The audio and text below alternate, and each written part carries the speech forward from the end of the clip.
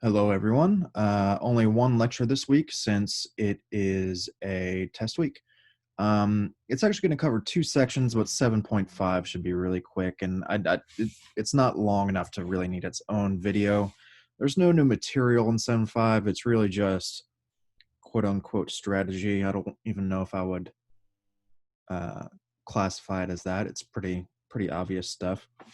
So 7.5 gives strategy for solving integrals in general, and it's like I said, it's pretty obvious. So always a good first step is to simplify the integral as much as possible. If there's anything you can simplify, like cancel a term in numerator and denominator, for example, or maybe pull out some constants, things like that.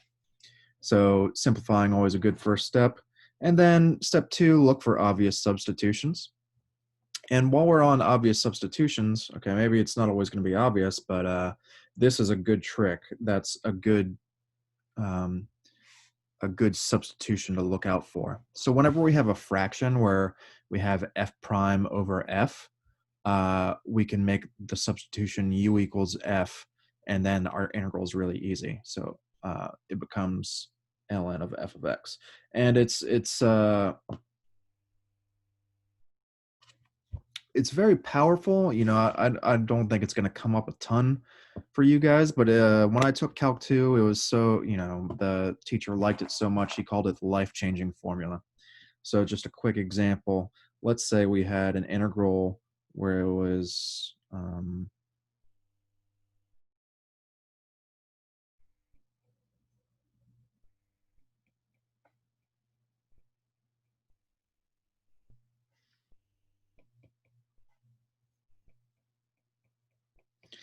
something like this. Okay, so maybe if you're first looking at this, you would say, okay, well, maybe I have to use partial fractions on this.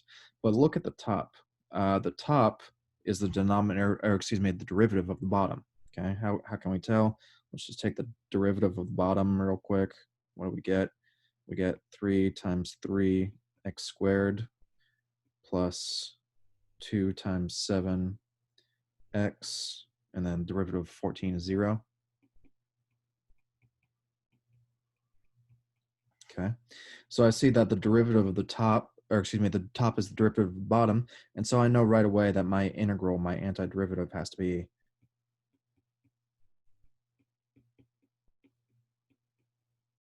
this.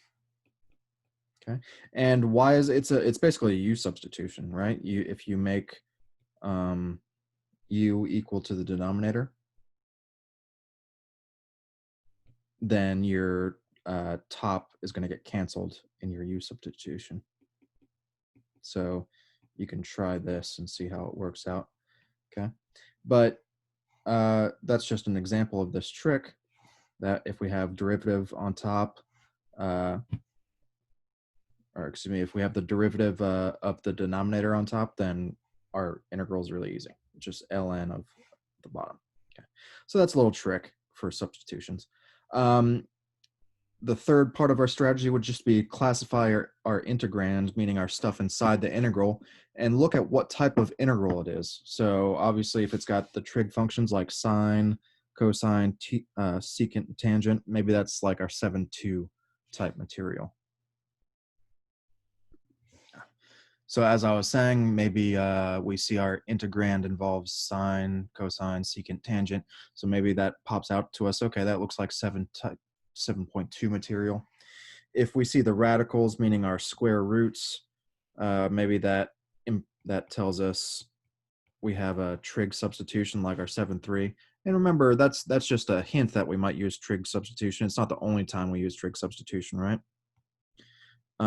If we have a rational integrand, meaning a polynomial over a polynomial, like 3x over 7x plus 4 times 2x plus 1, maybe that's a time we would use partial fractions.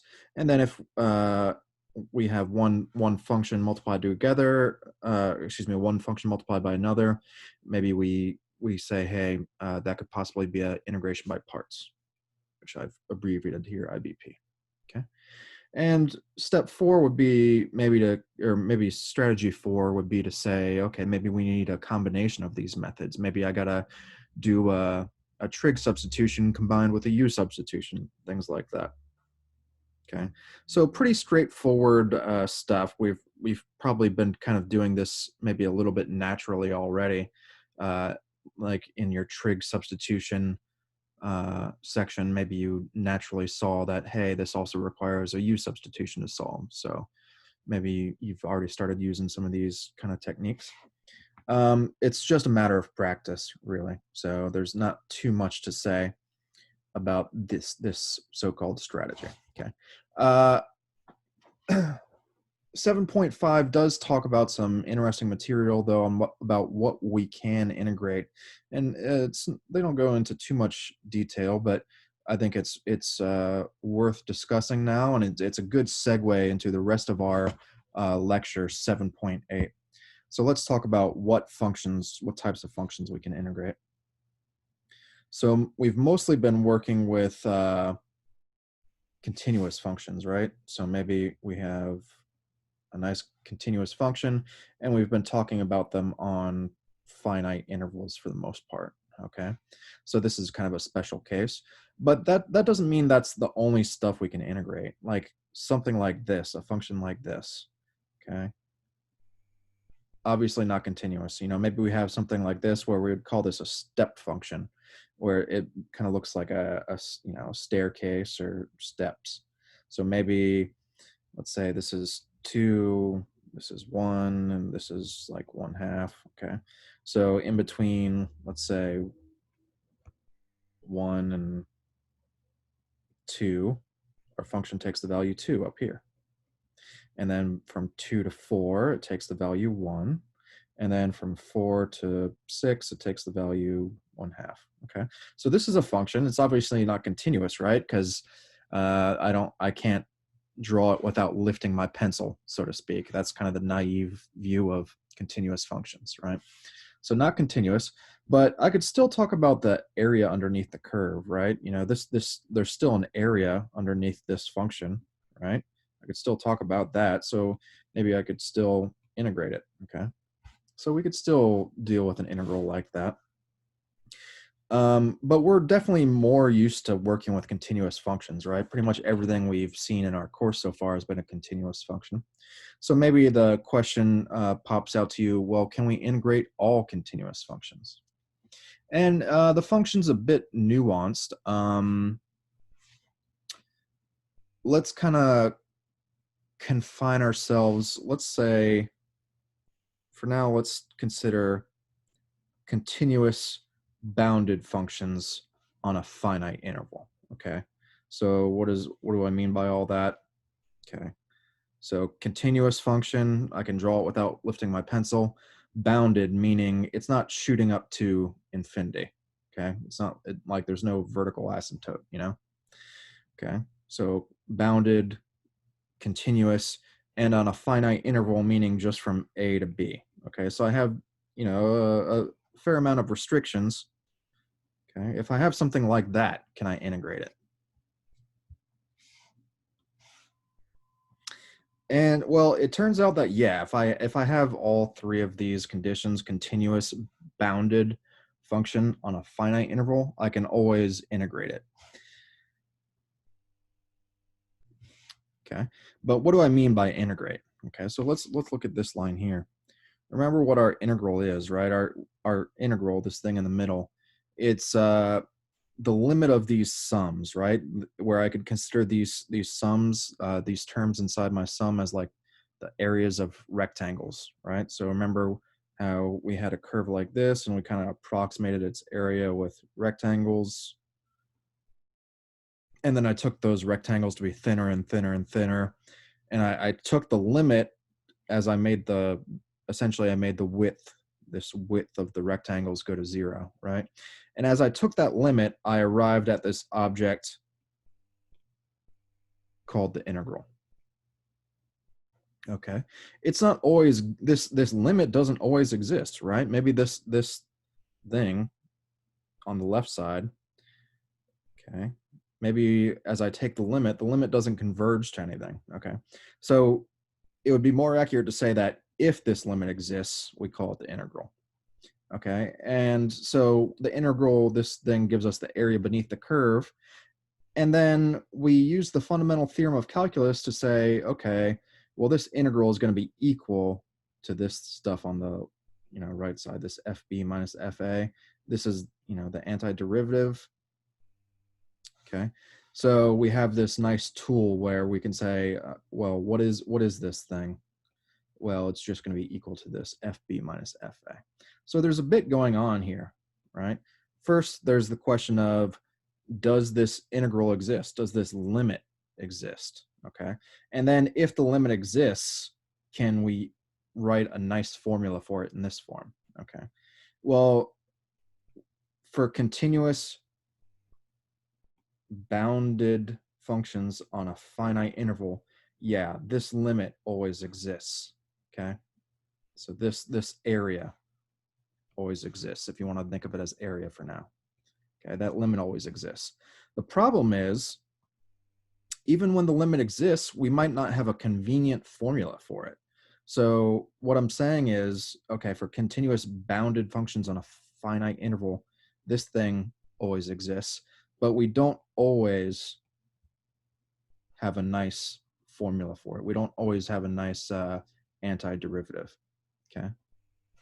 So this is kind of what section 7.5 talks a little bit about at the end, that these functions might not always have elementary antiderivatives. Okay, so what I mean by that, let's consider this function e to the power of x squared. So now instead of e to the x, I have e to the power x squared. Okay, this has all of our nice properties. It's continuous. It is on a finite interval. Let's consider it on a finite interval. It's going to be bounded. Okay. If we keep going to the right, if we go off to infinity, yeah, our function is going to grow. But if, like, let's say I only considered my function on the interval 0 to 1, well, then it's going to be bounded.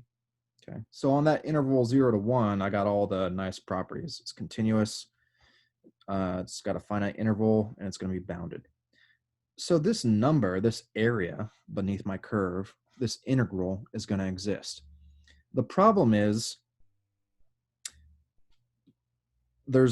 and you can try it on your own, I can't integrate this, meaning I can't find the antiderivative of this. There's no function, right? There's no antiderivative. What do I mean by antiderivative? Like, let's use, so remember, okay, let's use x squared. So antiderivative of x squared would be x cubed over 3 plus c. There's nothing like this. There's no nice antiderivative for e to the power of x squared. Okay. A thing exists, but it's really ugly, and we'd have to represent it as like an infinite sum, something like this. Okay. So it's not a nice function. It's not an elementary function. An elementary function is pretty much anything we're used to, like a polynomial, an exponential, logarithm, the stuff we're used to working with. Okay, trig functions, etc. Basically, any function you are familiar with, those would all be elementary functions. Okay, so there's no combination of these things that will give me the integral of e to the x squared. Okay. So the area beneath the curve exists, this integral exists, but there's no elementary way to express it. Okay. And when I say integral, the integral we're working with is the Riemann integral. That's not really something you need to know. If you're interested, there are multiple types of integrals. So the one we're using in Calc 2 is the Riemann integral. Okay, don't worry about that too much. It's really not important unless you go higher in math. So we've seen some cases of when we can integrate stuff and when we can't. All right. So we've seen that if our function is continuous, bounded on a finite interval, we can definitely integrate it, but maybe the integral's not too simple. Okay. This idea that maybe there's no elementary antiderivative, okay, that's just a little interesting factoid. It's not going to be too relevant to this course. Maybe a little bit towards the end of the course I'll mention it again, but it's not going to be important. What I want you to take away is that if the function is continuous, bounded on a finite interval, we can integrate it. But we want to extend this integral to the other possibilities. What if our function's continuous, but we want to consider an infinite interval? Okay. So maybe it's continuous and bounded, but we want to consider an infinite interval. Or maybe we want to consider a continuous function on a finite interval, but it's unbounded. Okay. So something like,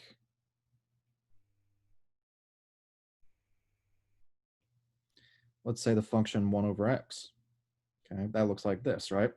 On the interval, it's not continuous on 0 to 1 with closed brackets, right?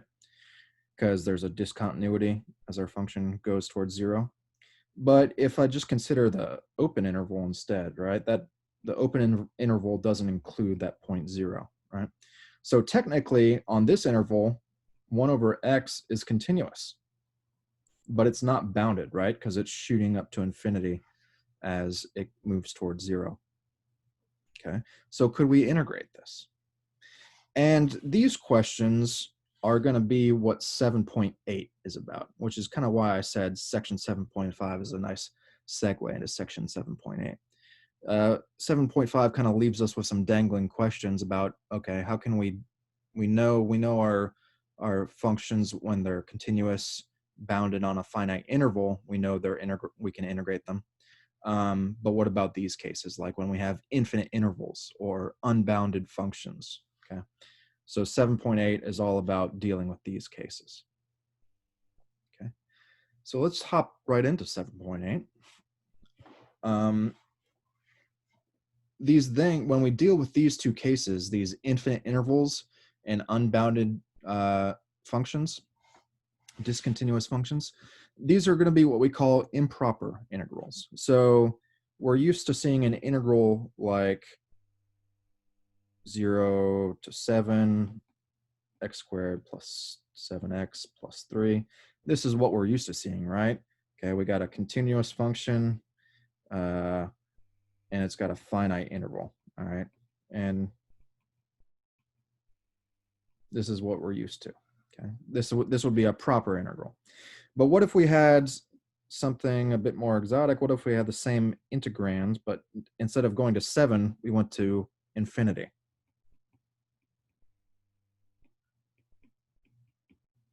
Okay, now it's improper. Okay.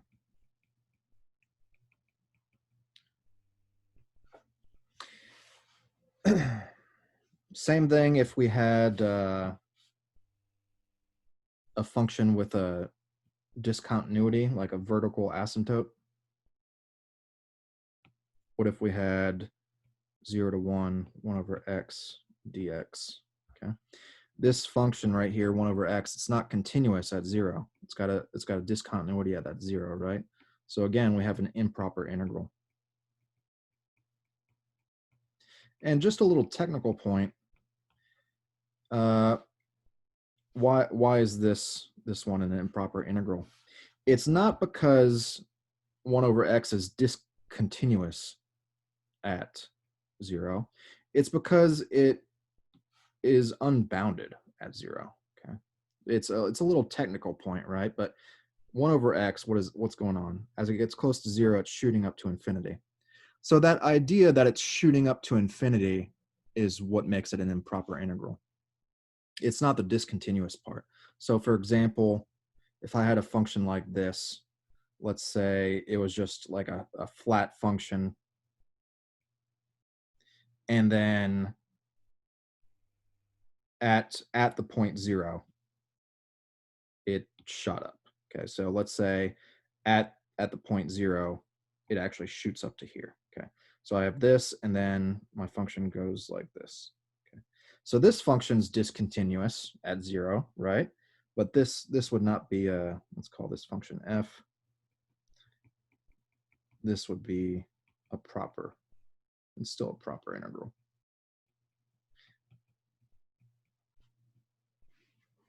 Okay, so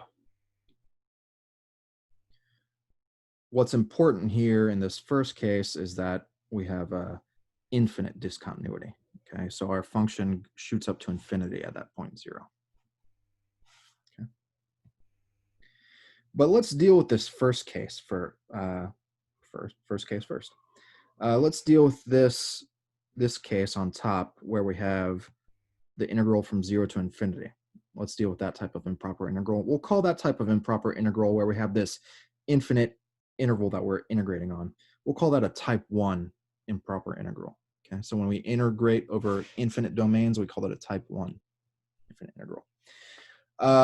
How can we deal with this situation? How can we extend the idea of the normal idea of our integral to these infinite intervals? Okay. First of all, does it even make sense? Let's think about the integral as area under the curve, right? Is it possible that we could integrate from 0 to infinity and still get a finite area? Okay, think about that for a minute. Is it possible, let's say I had some function f and I integrate it from 0 to infinity. Is it remotely possible that that function is going to have a finite area under the curve? Okay. Well, it turns out, yeah. Let's consider this function, another one of these kind of step functions. Let's say these steps are my function f. Okay, so from 0 to 1, my function is up here at 1. Okay, and then from 1 to 2, my function is at 1/2. And then from 2 to 3, my function is at 1/4. And then 1/8 here, and so on. What's the area beneath that curve? Okay, so this is not a continuous function, but we could still talk about its area beneath the curve. All right, let's think about that for a second. First of all, the area we're talking about would be, okay, so first we'd have this kind of block here, right? And then we'd have that block there. And then this block here. And then this block here. Okay, so what's going on with those areas? Well, let's consider just this first block, okay, from here to here. What's the area of that first block? It's going to be 1. All right. And then the area of this block is 1/2, right? It's got a height of 1/2 and a length of 1. Okay, so the area of this part is 1/2. So the area of the first two blocks combined would be 1.5. Okay, area of this block is what, 1/4. So the area of the first 3 blocks combined is 1.75. And let's take more and more blocks and see what happens. It would go to 1.875, then 1.937, and then 1.98435, and then 1.9921875. So try and take a stab at what's happening. Okay, what's happening as we add more and more blocks? The area is getting bigger, yeah, but it seems to be going towards 2. Maybe if I had 100 blocks, my area would be 1.9999999999925 or something like that. Okay, so it seems like my area is getting closer and closer to 2. So maybe a way to think about the infinite area as I go towards infinity is that the area is getting closer and closer to 2. Okay. On the other hand, let's think about just a constant function. Let's say I have the function that's just always 1. Okay, so it's this line here and it's going off to infinity. What would be the area beneath that curve? Well, how can I make sense of that? I could think of it in a similar way, right? I first consider the area of the first block here. Well, that area is 1. And then let's see, the area up until here, up until 2, well, that now the area is 2.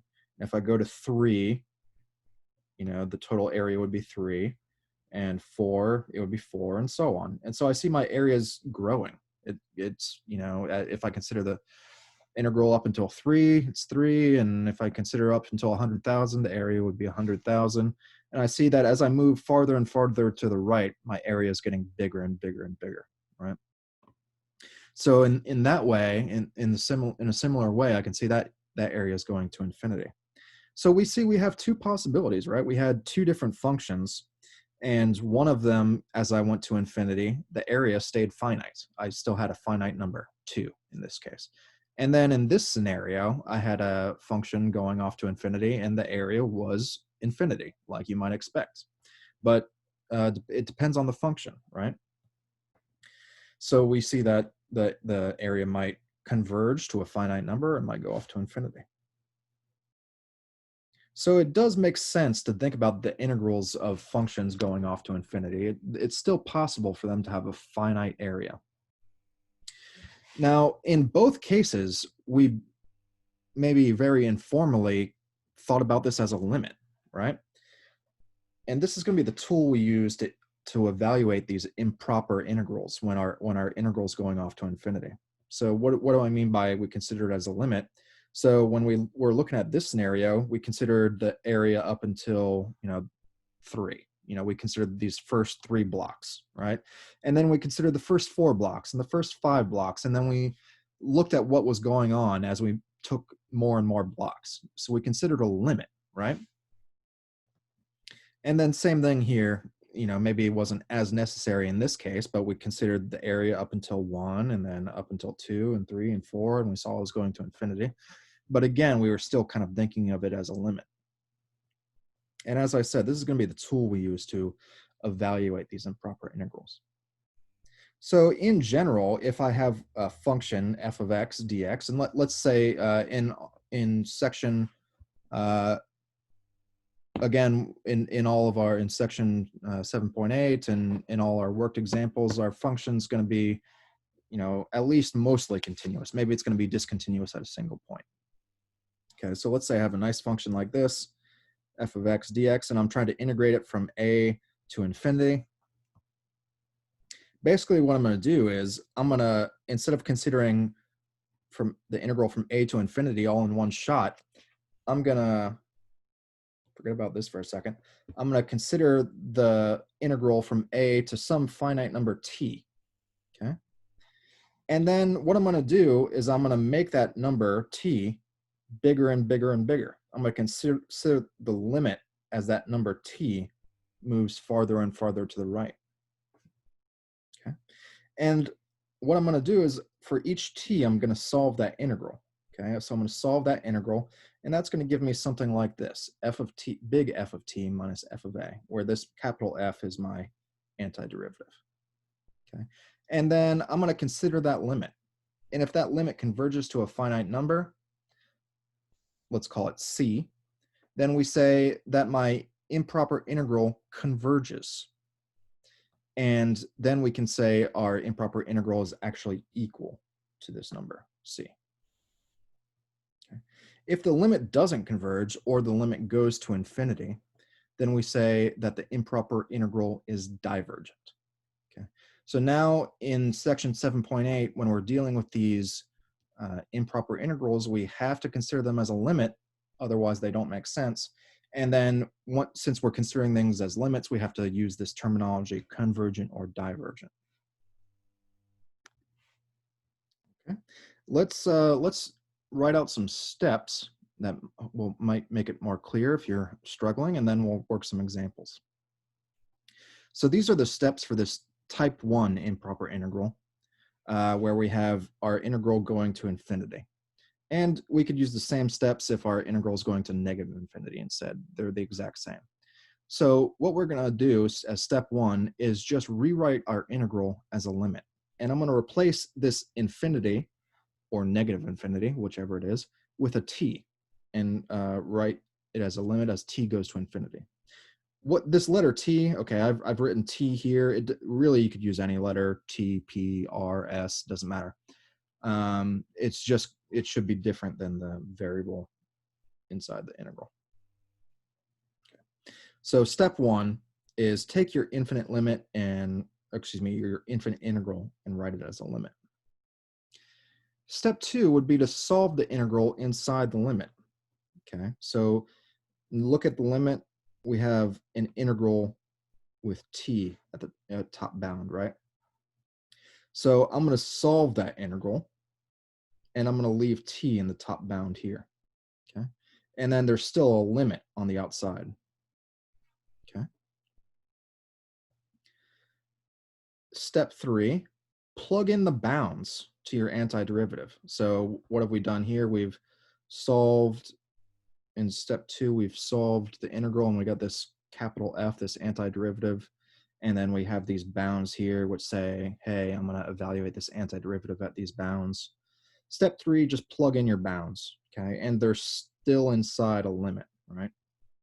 So I plug in my bounds, and I get f of t minus f of a. And then I have a limit outside. And then step four would be to look to evaluate the limit to see if it converges or not. If the limit does converge, if the limit exists and is finite, we say that the integral converges, and we say it would converge to, you know, whatever this value is. Let's say the limit, this limit, we evaluate this limit and it's equal to c. Then we would say the improper integral converges, and it converges to the value of c. If the limit doesn't exist, it's infinite or just oscillates forever, then we say the integral diverges. Okay, so let's go ahead and look at an example. Let's look at the improper integral 1 over x dx from 1 to infinity. Okay. So step one, I would write it as a limit.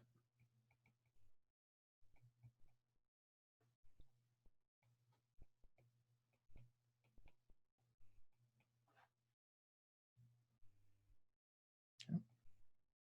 Maybe, and these parentheses aren't necessary, but I'll write them just to kind of keep everything a bit separate. Okay. Step two, okay, so this would be step one. Step two would be to solve this integral, right, inside the limit. Okay, so I still have my limit. Okay, and then inside the limit, I solve the integral. So what is this integral here? Okay, that would be ln of x. And then I have the bounds t to 1, right, or 1 to t. Okay, so this would be step two. Step three, yep. Step three would be to plug in the bounds, okay? So if I plug in t, I just get ln of t, and then I would subtract ln of 1.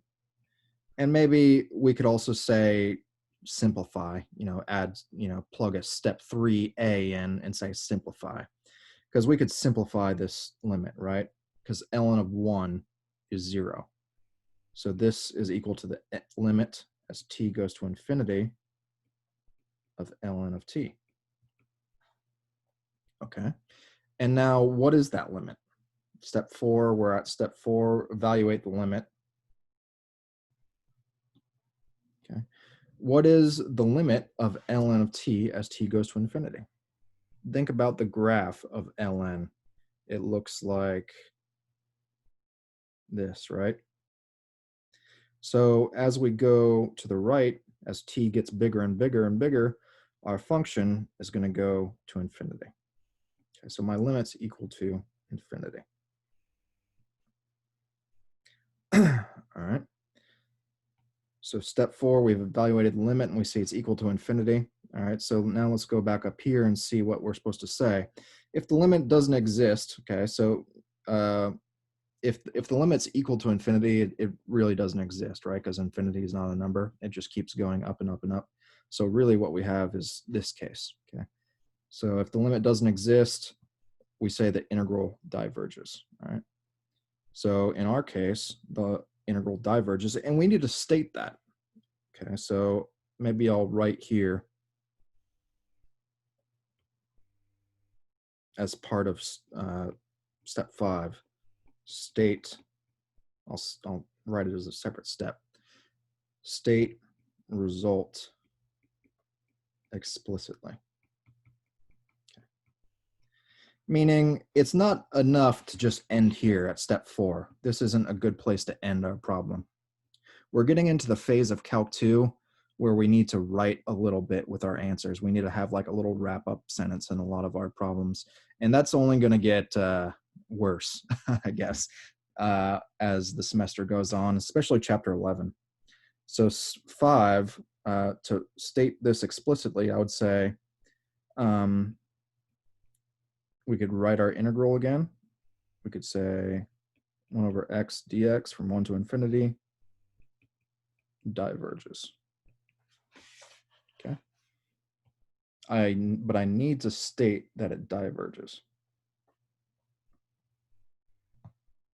Okay. Let's try another example.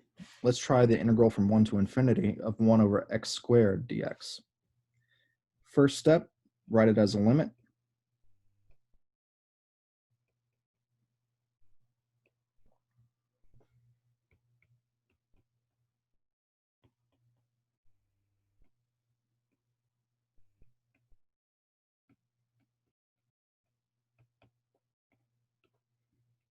Okay. Second step, solve the integral inside the limit.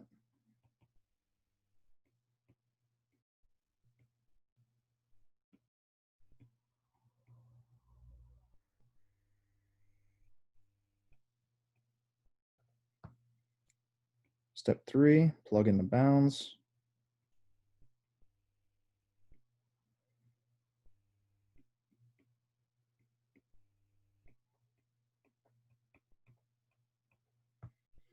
And again, maybe I would interject here, step 3a, simplify. Okay, how could I simplify this? Well, maybe it's simpler to consider it as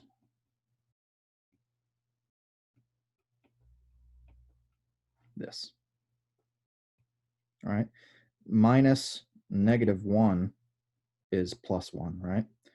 And then I have minus 1 over t here. So this stuff inside the parentheses is equivalent to 1 minus 1 over t.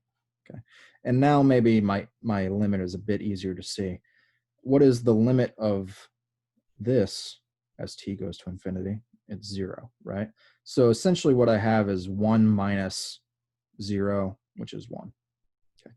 If you wanted to be very thorough about this and do it step by step, I would say that this line, okay, is equal to 1 minus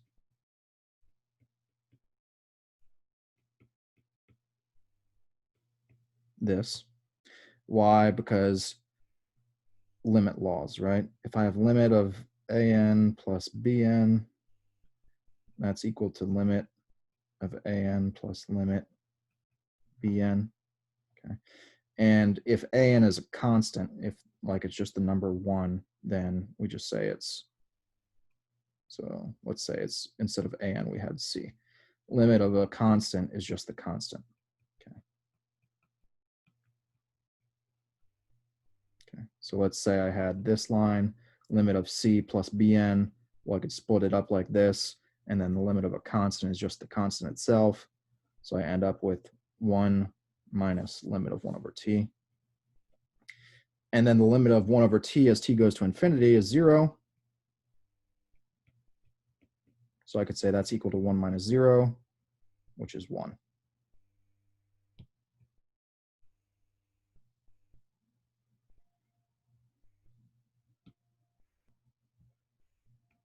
Okay.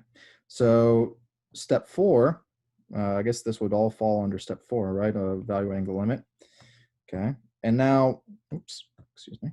And now step 5 would be to kind of do our wrap-up sentence. Okay. So this is telling us our integral converges, right? So I'd say 1 over x squared dx from 1 to infinity converges. I need to say it converges, the integral converges. And I could say 2, the value 1. Okay. So what have I said? I've said it converges, and then if it converges, I can say that my integral is equal to this value. So we can kind of all combine that in one sentence by just saying our integral converges to the value of 1.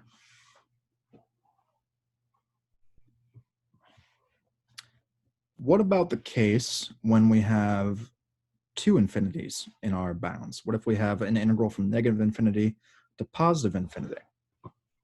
We have to be careful here.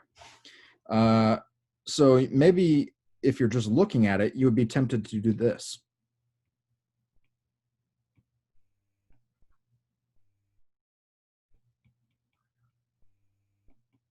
Okay, this kind of seems to fit the pattern of what we've done, right? We rewrite it as a limit and plug t in place of infinities. But this is wrong, okay? The problem is we have to separate this into 2 integrals, okay? So we have to split this into the limit as t goes to infinity of 0 to t,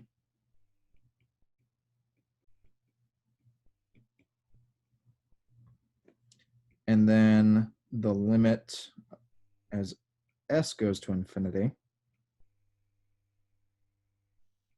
s to 0. Actually, it would be s goes to negative infinity.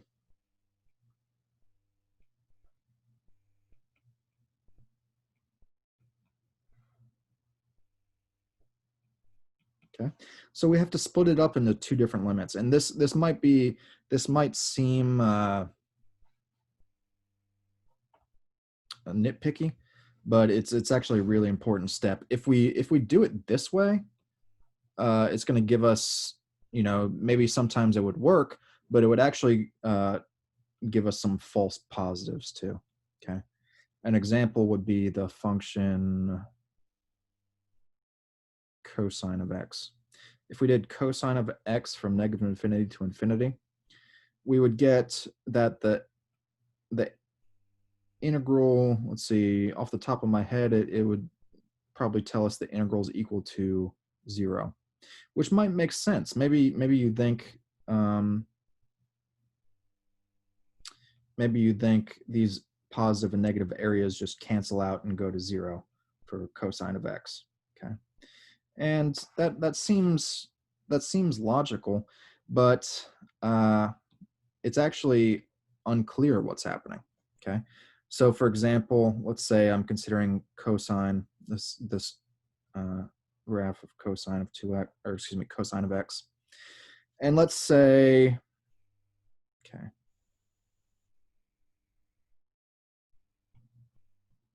it really depends on the kind of intervals I'm taking.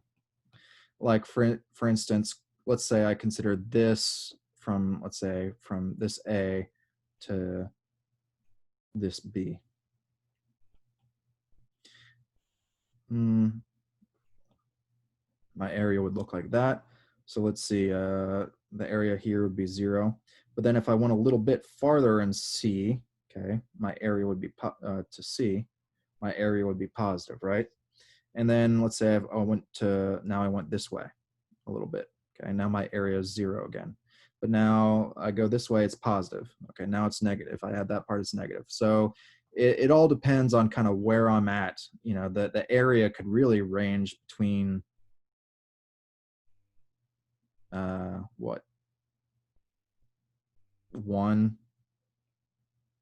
to -1. It could be anywhere from 1 to -1.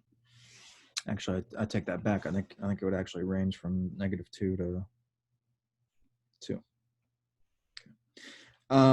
So it really depends on kind of how we approach this integral about what the value is. So the point I'm trying to make is that this integral is ambiguous. Okay, we can't, the integral doesn't, this improper integral doesn't converge to one specific value. Okay, so this one, this integral doesn't work. This improper integral doesn't converge, it diverges. And we would see that that integral converges if we broke it up into two pieces, like with this, integral. So I invite you guys to kind of compare and contrast. Try and integrate cosine of x dx by splitting it up into two integrals.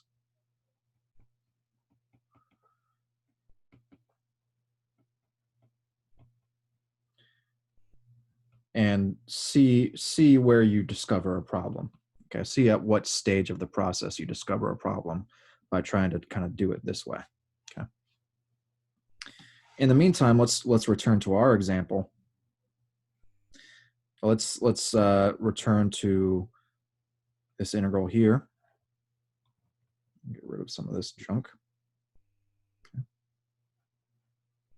So we've said that we can't just consider it like this, this thing I'm erasing.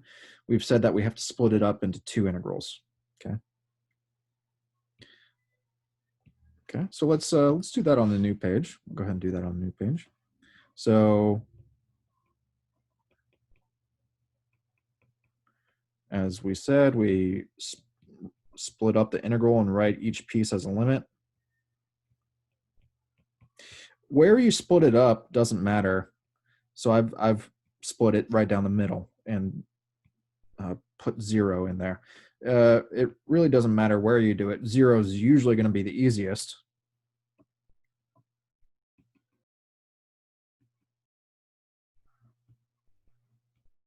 Okay. And now let's solve each piece separately. So let's start with the left side. Okay, and I'll kind of split my page down the middle.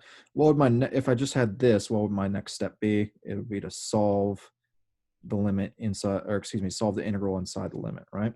Okay. So this should be a u substitution. Okay, and I'm going to do some mental math.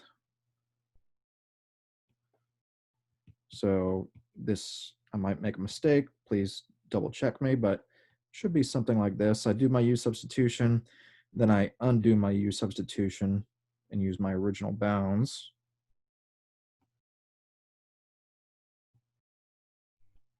Okay, and then when I evaluate,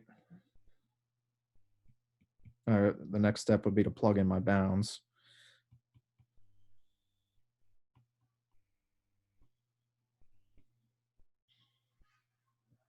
Let's see, and when I plug in 0, e to the negative 0 is just e to the 0, which is 1. And then if I simplify this limit, I should get what? 1/2 minus e to the negative t squared as t goes to infinity. And what is this limit? Now I can evaluate this limit. I can take the 1/2's constant, so I can rewrite this thing as this. And what is this limit? As t goes to infinity, this term gets smaller and smaller and smaller. It goes to 0. So my limit on this left side is equal to 1/2. Okay. Now let's do all that work for the right side. Well, I already know the antiderivative now. I've integrated this thing using my u substitution. And the thing I'm integrating is the same on the right side. It's just the bounds are different. So let's skip down to this step.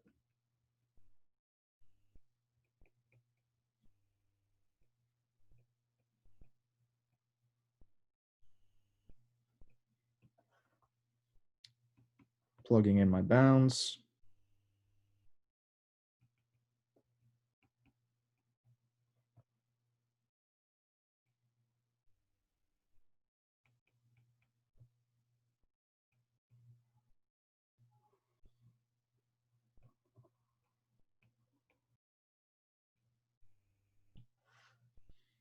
I should get something like this. And then that is going to be, after I simplify, negative 1/2 plus the limit as s goes to negative infinity. I should have had a 1/2 on here. E to the negative s squared. Okay. As s goes to negative infinity, this goes to 0 as well. So this limit is equal to negative 1/2. Okay. So both of my left side and my right side are convergent. Okay. So that means my entire thing, my original thing from negative infinity to infinity is convergent. So I would say x e to the negative x squared dx is convergent. And what does it converge to? I add up these individual pieces. Convergent.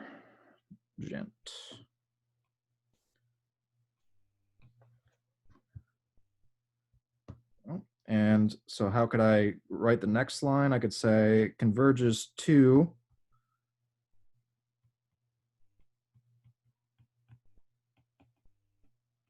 one half plus negative 1/2 equals 0. Or I could say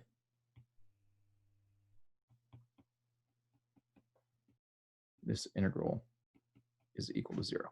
Okay, so you could either use this line or this line. We definitely have to have this line. We need to state explicitly that the integral is convergent, and then we could say, okay, the integral converges to 0, or we could just say this equals 0. Okay, so either one of these. So that's how we deal with a problem when we have infinity and negative infinity in the bounds.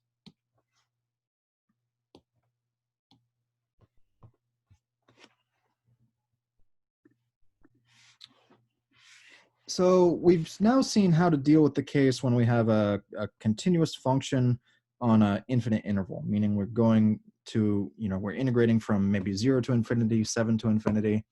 The finite part doesn't matter. It's just that we're integrating to infinity or maybe to negative infinity. Okay. But that's only type 1. That's when we have a continuous function, but integrating over an infinite interval. The other type of improper integral is this type 2 stuff where we have discontinuous integrals, okay? And remember, the important point is not necessarily that it's discontinuous, but it's an infinite discontinuity, that it goes up to infinity. So let's consider the function 1 over x again, okay? So I think we talked about 1 over x from 1 to infinity, okay? We've talked about that integral maybe. But now, how about 1 over x, instead of from 1 to infinity, how about from 0 to 1, okay? What about the area of just this piece? Okay.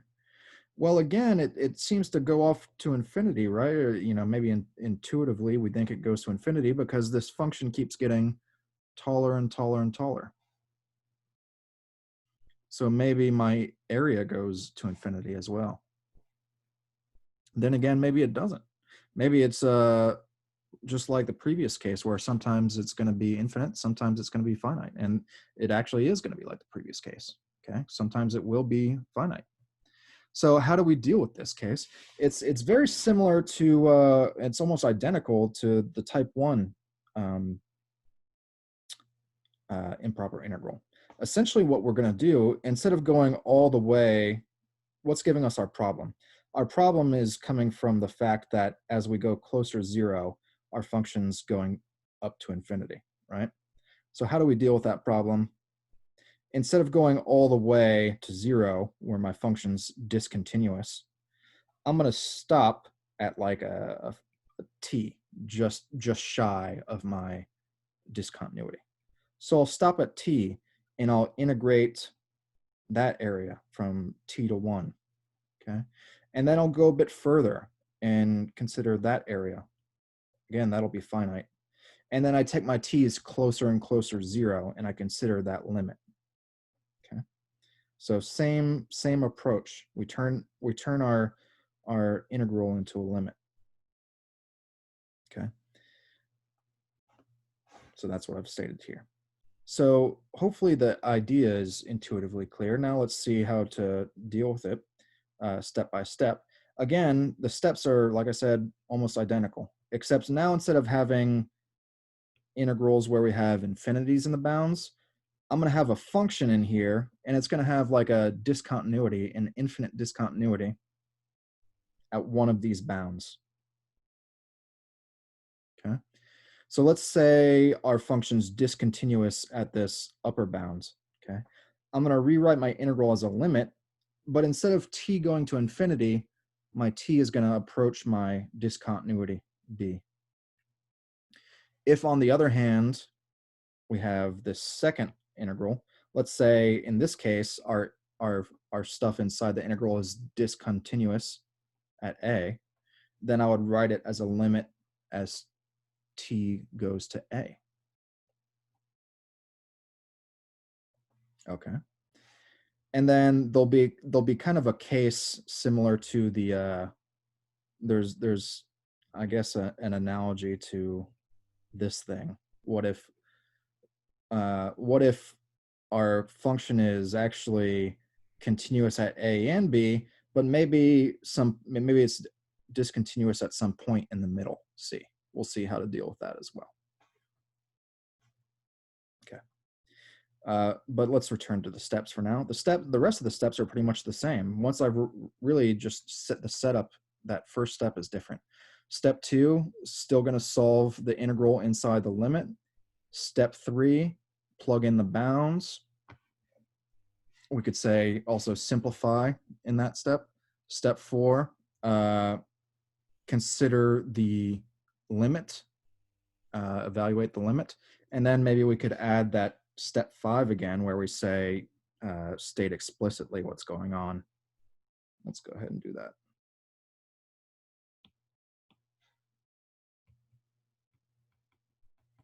Let's say state conclusion explicitly. Okay, so very similar, just that first step that's different. Okay, so let's just look at an example. Let's say we have integral from 0 to 1 of 1 over square root of x. And let's see what's going on with this one. So there's a discontinuity at 0, right? If I plug 0 into my function, I have 1 divided by 0. So I can tell that my function it's going to be similar to 1 over x, but slightly different shape. But they're both going to shoot up to infinity at 0, right? So this is definitely a type 2. Okay, I definitely got one of those infinite discontinuities. So my first step is to rewrite it as a limit. And I want my limit to be approaching my discontinuity.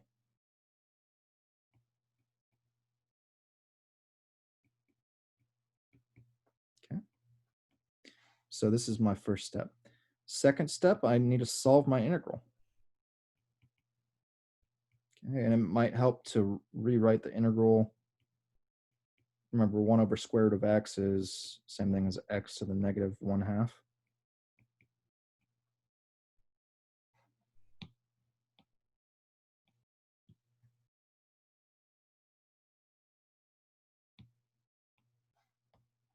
Okay, solving my integral.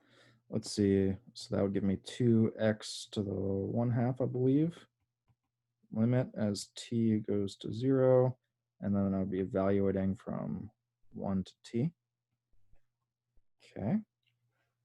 Step 3, plugging in my bounds.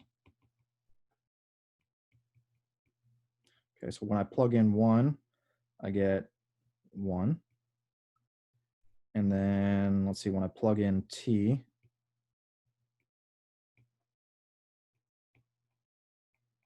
okay, I get t to the 1/2.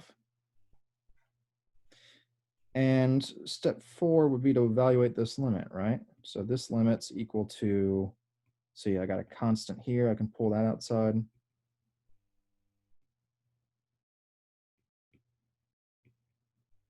And then let's see, I'll back up a step. So I could write this as 2 times t to the 1/2. Okay. And then let's see, I could pull this 2 outside my limit. as well, right? And write this as 2 minus 2 times the limit of t to the 1/2 as t goes to 0. Okay. Now, what is this limit here? What's the square root of t as t gets really small? Well, if t gets really small, the square root of t should get really small. So this limit should go to 0. So I should have 2 minus 0 equals 2. So my limit should be equal to 2. Okay, so it's a finite number. All right, what's my final step? I need to wrap everything up with my conclusion sentence. So like step 5, I could say integral, I could say integral is convergent, or I could write out the integral and then write the word convergent. So I could do something like this. I could say integral is convergent, or I could write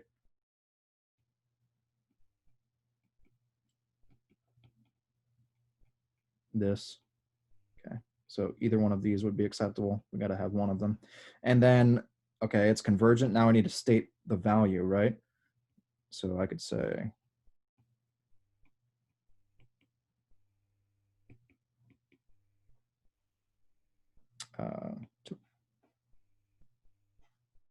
and then that is all. That would be it. So real quick, before we go too much farther, kind of similar to, it's similar to the negative infinity to infinity idea where we split it up into two limits. What if we have a type 2 improper integral, but it's like discontinuous in the middle? So what if I had this integral? So we know 1 over square root of x, it's discontinuous at 0, right? So basically what my graph looks like is, it looks like, actually, well, hold on, this wouldn't even be defined. Let's say to make it accurate, I could say absolute value of x. Okay, this would the graph of this thing would look like this. Okay, so I got kind of two infinite pieces, and they're both both sides of the function are shooting up to infinity at 0. So to deal with this, what I would have to do, and this would be hard to integrate, I'm just demonstrating what the first step here. Don't try and integrate this. We would split this into two integrals.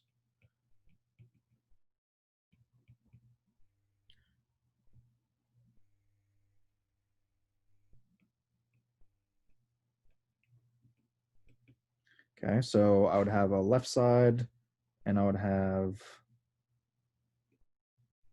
a right side,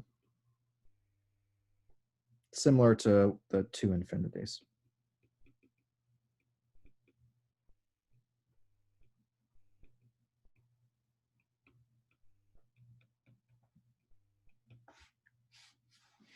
All right, so that would be how you deal with that. I think this situation where we have the discontinuity in the middle, it might show up on your homework. I would say it's probably going to be less common, but if it does show up, then you would deal with it like this, where you would split the integral down the middle, or not necessarily down the middle, but split it into two pieces, and then each piece should have a discontinuity in one of the bounds. So that wraps up the ideas for 7.8. Again, I'll put out a problem video to help solving problems, give more examples. One last idea is this comparison test for integrals. This might be on the homework. It's just a brief idea and it's pretty straightforward. If f and g are continuous and everything's greater than 0, okay, so we're not dealing with any negatives. And let's say f is always bigger than g, then the integral of f should be bigger than the integral of g. Okay, and that's true for our regular integrals, say from a to b. So let's say it's not an improper integral. Let's say it's just a normal integral from a to b. Okay, so if f is greater than g, integral of f should be greater than integral of g. And then that same idea, if f and g are continuous and everything's greater than 0, that same idea carries over to